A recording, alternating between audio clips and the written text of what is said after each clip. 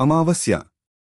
भूतिया कहानी पढ़ने में रोचक तो होती हैं, लेकिन कुछ ऐसी कहानियां भी होती हैं जो हमें सीधे तौर पर प्रभावित करती हैं। ऐसी ही कहानी है अमावस्या। अमावस्या दरअसल अमावस्या की काली रात अच्छाई और बुराई दोनों के लिए एक अवसर होती है, जिसमें कई लोग साधनाएं करके अपनी इच्छा अनुरूप शक्तियां प्राप्त करते हैं। ऐसे ही एक भयानक अमावस्या की रात एक औरत घने जंगल के बीच घोर साधना में लगी हुई थी। जंगल के चारों तरफ भेड़ियों के चिल्लाने की आवाज आ रही थी, लेकिन बिना किसी से घबराए यह औरत अकेले मंत्रों के जाप के साथ आग जलाकर अपनी साधना कर रही थी। जैसे जैसे समय बीतता जाता है, औरत उग्र होती जाती है। वह अपनी जगह से ऊपर उठने लगती है।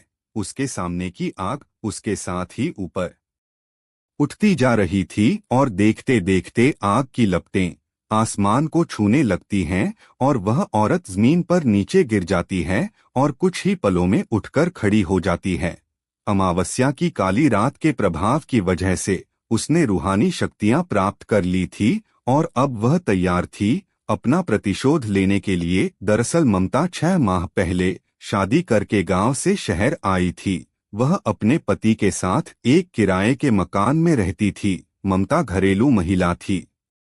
वह ज्यादातर समय घर के कामों में लगी रहती थी। ममता के पति बैंक में एक क्लर्क थे। उनका नाम सुरेश था और सुरेश के बॉस उसे उसके काम की वजह से बहुत पसंद करते थे। सुरेश एक अच्छा कर्मचारी था। वह पूरी जिम्मेदारी से अपने साथ साथ अपने सहकर्मियों का भी काम करवा दिया करता था। उसका स्वभाव बहुत ही संकोची था, इसलिए वह किसी को भी मना करने में हिचकता था। एक दिन उसके बॉस उसे अपने चैम्बर में बुलाते हैं और कहते हैं कि तुम्हारी नई नई शादी हुई है और तुम कहीं बाहर नहीं गए हो, जाओ अपने परिवार के साथ थोड़ा समय बिताओ।